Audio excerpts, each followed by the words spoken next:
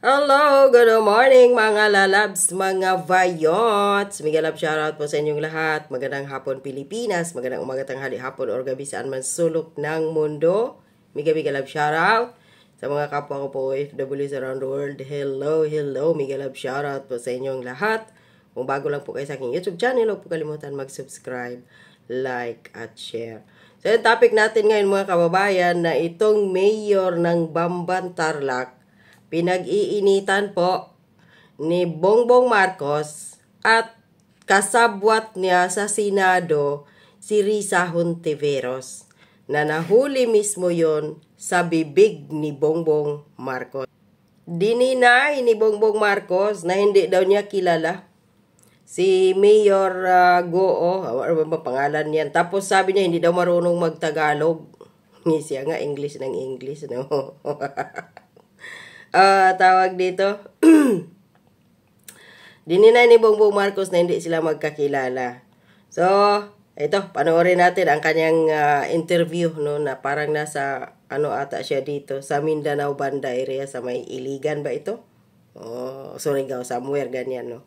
So, ito, pakinggan po natin. Balita ito ng Manila Bulletin, no, na hindi daw niya kilala si... Kaya naman nahuli yan eh. Dahil rinid natin yung sa Banban, nakita natin yan, nakita yung mga dokumento. Dahil nakinig-question ngayon natin yan kung talagang totoo itong mga ito at saka paano siya tumakbo ng mayor. Dahil marami, kilala ko lahat ng mga tiga-Tarlac na politiko eh. Hindi kilala sa kanya. Kaya nagtataka kami kung saan nanggaling ito, bakit ganito ito, hindi namin malaman. Kaya kailangan talagang imbestigahan. So kasabay ng sa Bureau of Immigration, pati siguro may mag-question na ng kanyang citizenship, yun, lahat iimbestigahan natin yun. Kasama ang investigasyon ng mga hearing na ginagawa ng Senado. Kinwestiyon na po yan doon sa Senado, no? Yung citizenship po nitong mayor na to. Sandali, ulitin natin isa pa. Well, matagal na namin na-imbestigahan yan, kaya naman nahuli yan eh. Dahil rinid natin yung... Sinungaling po si Bongbong Marcos dito. Hindi naman po nahuli si Mayor Banban. Sumatagal lang iniimbestigahan, sumatagal na pala itong pinagplanuhan ni Bongbong Marcos at ang kasabwat ni Bongbong Marcos sa Senado walang iba kundi si Risa Hontiveros. Si Risa Hontiveros ngayon mga lalabs, mga vayots, ay hindi na po siya oposisyon kasi sa administrasyon ni Bongbong Marcos, dalawa lang sila ni Coco Pimentel ang tawag dito, oposisyon. So ngayon hindi na siya oposisyon, kunwari lang. So andito siya ngayon, pumanig sa kay Bongbong Marcos. Malinaw dito sa sinabi ni Bongbong Marcos na hinahuli daw. Hindi naman nahuli, hindi naman hinuli. Paano hulihin or nahuli si Mayor Goo ng Bamban Tarlac? Wala din naman siyang kaso. Sinungaling talaga. Kung may professional liar na kagaya ng sinasabi niya na si Morales, si former PDEA agent Jonathan Morales ay professional liar daw, mas napaka-professional liar po ni Bongbong Marcos na hanggang ngayon ay balak pa rin niyang budolin ang taong bayan. Binodol na nga niya nung panahon ng kampanya, hanggang ngayon binodol pa rin niyang taong bayan dahil ilang beses na napatunayan na talagang siya ay lumulunok, sumisinghot, lumalamon ng ipinagbabawal na cocaine. Hindi pa rin niya tinanggap ang hamon ni dating Pangulong Duterte na magpa-drug test sila transparent dyan sa tawag dito Quirino Grandstand at hindi niya dininay or kinonfirm na siya ay hindi gumagamit or ng droga or ako'y gumagamit noon, hindi na ngayon. Walang ganyan. So kung may professional liar dito, si Bongbong Marcos. Ito, anuhin pa natin. Nakita natin yan, nakita yung mga dokumento. Nakinig-question ngayon natin yan kung talagang totoo itong mga ito at saka paano siya tumakbo ng mayor. Kino-question natin yan at paano siya tumakbong mayor. Kino-question natin. So, ibig sabihin, mga lalabs, mga vayots, itong panggigipit ngayon kay Mayor Goo ng Bamban Tarlac, si Bongbong Marcos ang may pakana. Siya na mismo mula sa bunganga niya, kino-question natin. So, paano niya ma-question yung Mayor ng Tarlac sa pamamagitan ng either Kongreso or Senado? So, nasa Senado, sino? Si Risa Hontiveros. Yung virus na yon ng Senado at si Bongbong Marcos nagsabuatan unang-una para gipitin si Quiboloy na kung saan ay yun yung risbak ng walang utang na loob at walang hiya ang makapal na mukha na presidenteng Bongbong Bangag Adik Marcos sa SMNI. Pagkatapos siya dati baboy-baboyin ng mga mainstream media kagaya ng TV5, ng GMA, ng ABS-CBN, panahon ng kampanya 2022. Wala, halos kukuha sa kanya, hindi siya dumadalo sa mga interview sa kanya dati, sa mga debate. Bakit? Ayaw niya dahil baboy-baboyin siya doon patungkol sa kanyang amang magnanakaw, mamamatay, tao, etc. SMNI lang. Ni Quiboloy, gumastos pa si Quiboloy para mapabango si Bongbong Marcos. Pero anong ginawa? Ito yung ginagawa ngayon ni Bongbong Marcos. Use now. Yung ginagamit ngayon ni Bongbong Marcos tapos ginigipit sa huli. Yung mga taong nakatulong sa kanya. Pero yung mga tao na ginigipit siya, binababoy ang pamilya niya. Hindi lang siya, pamilya niya sa loob ng 3 dekada mahigit. Yon ang kasabwat niya ngayon. So, tingnan ninyo kung gaano ba kabangag ang presidente ngayon. Marami. Kilala ko lahat ng mga tiga-Tarlac na politiko eh. Walang may kilala sa kanya. Kaya nagtataka kami kung saan nanggaling ito, bakit ganito ito, hindi namin malaman. Kaya kailangan talagang imbestigahan. So, kasabay na sa Bureau of Immigration. So, yun hindi niya kilala. Kilala daw niya lahat ng mga mayor ng Tarlac. Pero bukod tangi itong si Mayor Goo ng Bamban Tarlac, hindi niya kilala. Ngayon, totoo ba na hindi kilala ni Bongbong Marcos ito si Mayor Goo ng Bamban Tarlac? Ito. Tingnan mo ang ebidensya. Ayan. Panahon po ito ng kampanya March 8, 2022 kung saan pumunta si Bongbong Marcos dito sa mayor na ito na babae para mangampanya, para suportahan si Bongbong Marcos. And now, sasabihin niya na hindi niya kilala itong si Mayor Goo ng Bamban Tarlac. Sino ba yung professional liar dito? Si Bongbong Marcos po. Dahil unang-una, balikan natin yung interview niya kay Boy Abunda year 2022 during campaign. Tinanong siya about sa foreign policy. Sinabi niya doon about between China and America kung saan papanig si Bongbong Marcos. Anong sabi ng bangag na adik na kandidato noon na hindi tayo nakinig kay Duterte?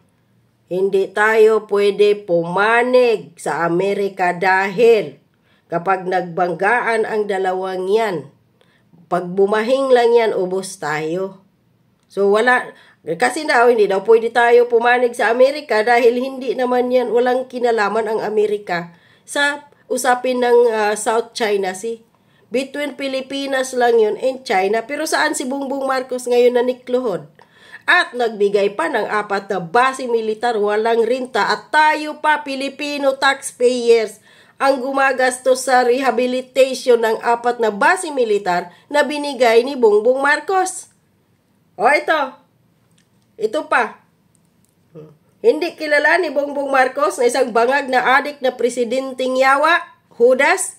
Ito, patunay ito basahin ko.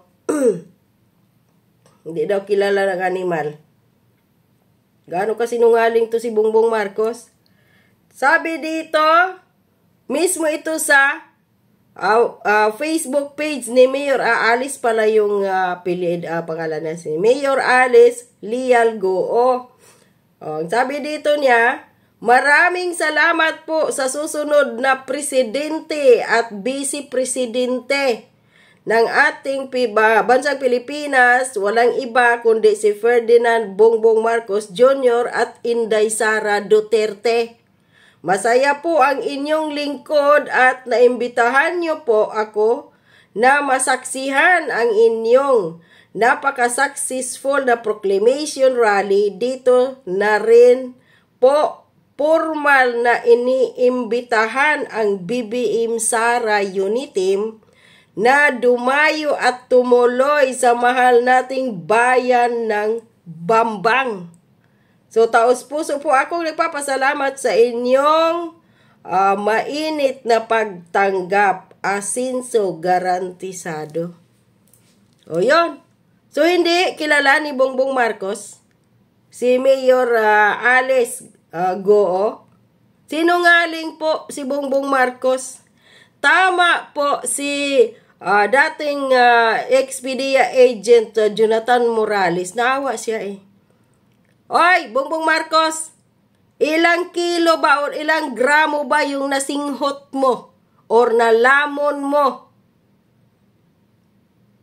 Nung bago ka interviewin na sinabi mong hindi mo kilala itong mayor ng Bamban, na si Alice Goo, andoon ka March 8, 2022, nangampanya kang hinayupak kang bangag ka. So, paano yon? Mismo nga kakamping. O ito, itong si Akla Nagari kakanin din. Ayan, kakamping yan. Nagtaka, nilaglag nga din ng kakamping si Bongbong Marcos. Paano daw siya tumakbo na mayor? Kilala ko lahat ng taga-Tarlac na politiko, walang may kilala sa kanya. Nagtataka kami saan nanggaling ito, bakit ganito, hindi namin kilala o nalaman, kaya kailangan pinost nila eh, ng kakamping. So, ibig sabihin, sinungaling si Bongbong Marcos ang napaka-professional liar. At siya yung jokebox, na kung ano lang yung hinuhulog ni Lisa na coin, kung ano lang yung hinuhulog ng kung sino pa man dyan, Martin Romualdez, kakanta si Bongbong Marcos at lahat yun kasinungalingan. So, ginamit lang ni Bongbong Marcos panahon ng kampanya si Mayor Alice Goo, tapos ngayon, pinag-initan na naman dahil kisyo China, hindi marunong Chinese daw, hindi daw marunong magtawag dito, mag-Tagalog. Bakit siya English ng English? Humaharap siya sa mga Pilipino, lalo na doon sa mga probinsya, English siya ng English doon. Hindi naman yun na required ba mag-English ka sa kapwa mo Pilipino? Kung tutuusin nga dyan sa Senado at sa Kongreso, hindi pwede mag-English kung hindi ibang lahi eh. Ang iyong kagaya dito ibang bansa. Manood kayo dyan sa mga hearing sa mga iba't ibang lahi. Na kung nag-i-English ba sila, o tingnan mo kamakailan yung kahapon ba yun, may balita ang The Manila Times na nagbabanta yung China na naman sa Pilipinas. Ano yung salita doon binabasa ng diplomat doon? Or ambasador ba yun? Chinese. Tinatranslate lang. So kung may professional liar dito, manggagamit si Bongbong Marcos po yun. Tama nga si BP Sara sa kanyang sinasabing kumain siya ng mangga na mayroon daw ibang term pa ng mangga. Manggagamit. Dahil siya nagamit din ng magkapatid na bodol si Sara Duterte ni Amy Marcos. Kaya wag na po kayong mag-Marcos pa dahil walang nangyari ngayon sa Pilipinas. Walang nangyari kundi mataas na kagutuman, kawalan ng trabaho, mahal na bilihin, bayarin kuryente, tubig, pamasahe, petrolyo, etc. Walang nagawang maayos in 2 years sa administrasyon ni Bongbong Marcos. Maliban doon sa naglalaki ang bulto-bulto, tuni-tuniladang druga, nakakapasok sa Pilipinas. Tapos, yung mga nahuli, yung iba nakatakas, yung iba hindi natin alam kung saan na si Adjalon Zarate, tapos saan na si Mayo.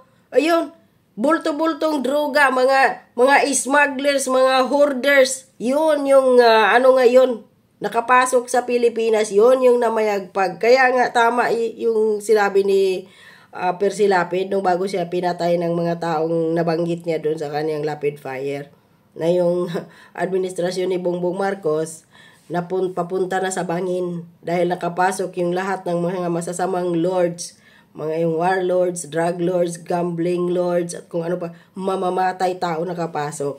So yun din yung pumatay sa kanya, yung mga mamamatay tao nakapasok sa administrasyon ni Bongbong Marcos, yung mga smuggler, nabanggit yun ni Percy Lapid, na kung saan ay totoo sa administrasyon ni Bongbong Marcos nangyayari lahat.